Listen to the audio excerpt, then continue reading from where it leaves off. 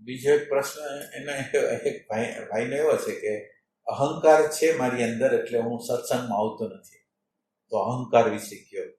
તો આના વિશે તમારું શું કેવું? એટલે આ સત્સંગની અંદર આપણી અંદર ક્લેરિટી નથી. સત્સંગી લોકો જે હોય છે એ માની હોય છે. સત્સંગી જે લોકો હોય એ માનવાળા હોય, માની હોય. હવે માનવાળા હોય તો હવે દાખલા તરીકે આ સત્સંગી જે પ્રશ્ન પૂછે છે, ખાલી સત્સંગી જે પ્રશ્ન પૂછે છે ઈ કે મને અહંકાર છે એટલે હું સત્સંગમાં નથી આવી શકતો. સત્સંગમાં નથી આવી શકતો એનું કારણ જો તમે હાવ સિમ્પલ કારણ છે. સત્સંગમાં નથી આવતા એનું કારણ સિમ્પલ છે. આપણે આ ઝૂંપડી બની ગઈ, આ ઝૂંપડી બની આપણે આ બનાવી. આ બનાવ્યું એટલે આ બોલનાર છે એમ વિચાર કરતો હતો કે આ કામ સંપૂર્ણ કામ આ કરી શકશે એમ.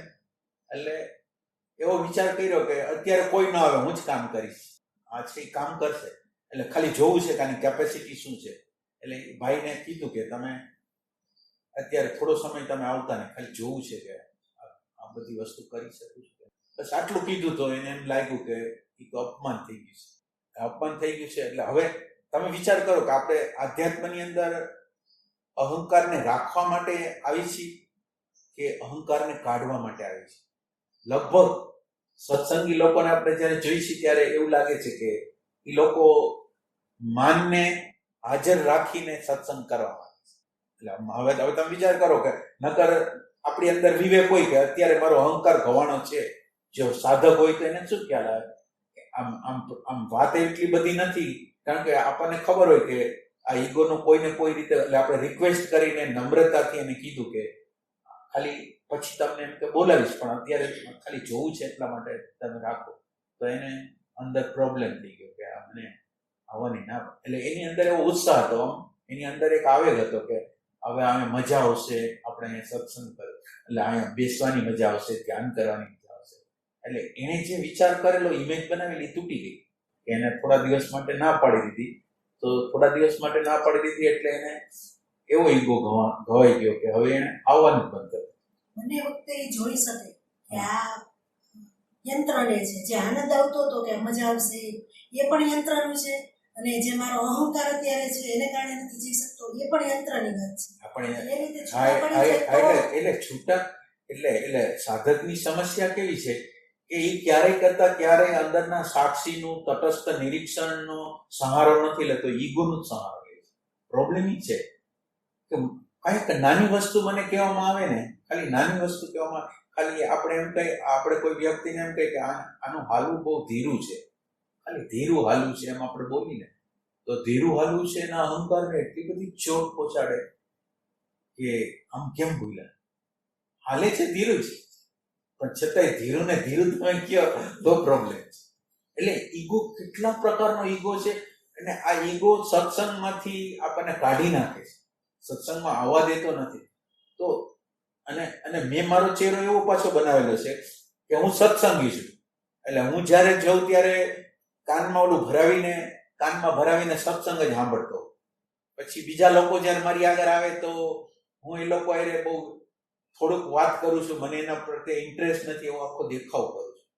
અને જ્યારે વખત આવે ત્યારે મારું આ કાનમાં સાંભળવાનું, મારું એકાંત, અને મેં એવી છાપ ઊભી કરી છે કે હું એકાંતમાં રહું છું, હું આમ સામાન્ય લોકો સાથે બોલતો નથી. આખું સ્ટેટસ બનાવેલી દીધું. અને અંદર કંઈ કામ કરવાનું, કાંઈ કરતા કાંઈ કામ અંદર કંઈ કરવાનું નહીં. જેવો અહંકાર ગવાનો એટલે મારી બધી વસ્તુ અહંકાર તરફી થઈ ગઈ. એટલે હવે એ વ્યક્તિએ વિચારવાની જરૂર છે કે અહંકાર તરફી હોય તો એમાંય આપણને વાંધો નથી, કે અહંકાર છે ને અહંકારની મજા આવે છે તો કાંઈ વાંધો નહીં, અહંકારનો પક્ષ લ્યો, તમને મજા છે ને તો લ્યો. પણ હવે તમારે આધ્યાત્મ દેખાવું છે, તમારે તમારી જાતને આધ્યાત્મ કેવરાવી છે, અને તમે અહંકારને રાખશો તો બેયની પણ. એટલે પ્રોબ્લેમ એ થાય છે કે માણસને અહંકાર છે, રાખવો છે, માનો કે ગમે છે, રાખવો છે, એમાં કોઈ પ્રોબ્લેમ નથી. એને એમ થાય કે અહીંયા આવું જ નથી, આ અપમાન કરે છે એટલે મારે જે જરૂર જ નથી, અને એને મજા આવે છે કે આમ એમાં મને ખુશી છે. અહંકાર રાખવો ન હોય પણ અંદરથી જ અહંકાર જે જન્મ જન્માંતરથી આવ્યો હોય એટલે એ છૂટે નહીં એમ. એટલે એનો અર્થ તો રાખવો જ છે, એનો અર્થ તો એટલે વચ્ચેની એક કડી છે, એક અહંકાર છે અને એક આ બાજુ અહંકાર નથી. બે વચ્ચેની એક કડી છે કે અહંકારના અણુ પરમાણુ મને ગમવા નહીં, અહંકારના અણુ પરમાણુને હું ક્યારેય પોષું નહીં. એટલે ખાલી હું એના તરફ અણગમો બતાવું, એની સાથે તાદાત્મ્ય ન કરું, એ અણુ પરમાણુને બળ ન આપું, એટલું અંદર હું સંકલ્પ કરી લઉં તો પછી કામ કરે. પણ જ્યારે જ્યારે મને અહંકાર આવે અને ત્યારે હું અહંકારને જ આપણે શું કહેવાય ને, આપણે પ્રાયોરિટી આપી, અહંકારની જ પ્રાયોરિટી આપતા હોય તો આધ્યાત્મમાં હાલવાનો આધ્યાત્મનો જે મેં અંદર દેખાવ કરેલો છે ને કે હું આધ્યાત્મિક છું, એ દેખાવ ખોટો છે, એ ભ્રમ છે. મને હલાવે છે તો અહંકાર જ, મને જે હલાવે છે એ અહંકાર જ હલાવે છે, બીજું કોઈ હલાવતું નથી. અને અહંકાર હલાવતો છતાંય હું મારી અંદર એવી ભ્રમણા રાખું છું કે હું સત્સંગી છું, હું કોઈને મળતો નથી. હું જ્યારે જોઉં ત્યારે કઈ ને કઈ પ્રકારે સત્સંગનું હાંભળા જ રાખતો હોય.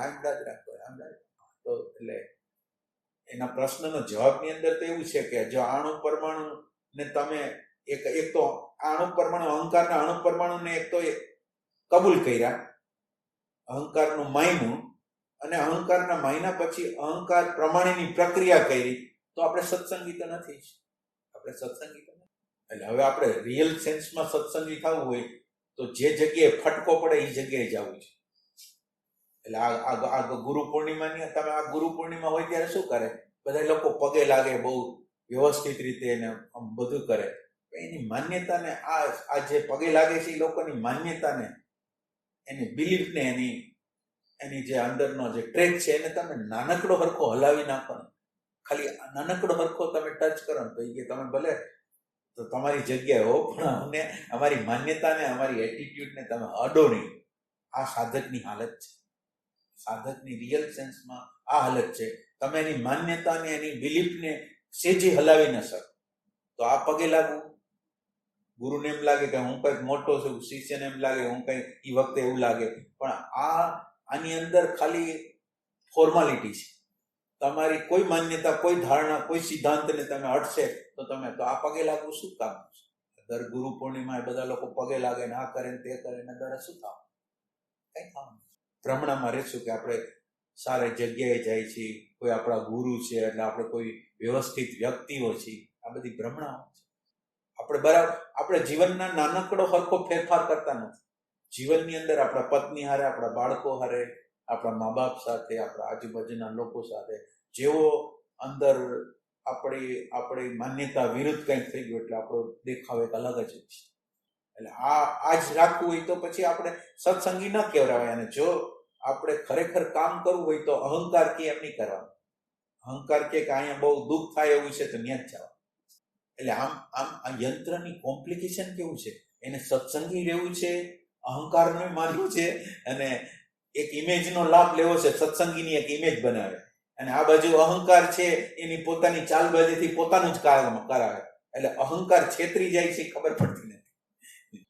અને ન થાય એવું નહીં, અહંકારમાં ઇન્જરી થાય, ન થાય એને આમ ઘણા સમયનો લાંબા ગાળાનો અભ્યાસ છે. એટલે ભૂતકાળે પોતાના પ્રભાવો નાખે, પણ એ જે પ્રભાવ નાખે ને એનાથી એક જ્ઞાન દ્રષ્ટિ આપણી અંદર હોય ને, જ્ઞાન દ્રષ્ટિ વખતે બરાબર રીતે હાજર કરી દઈ અને એનાથી સેપરેશન કરવાનો ટ્રાય કરે તો ધીરે ધીરે થઈ જાય. અઘરું કામ હોય છે પણ છતાં થઈ શકે છે.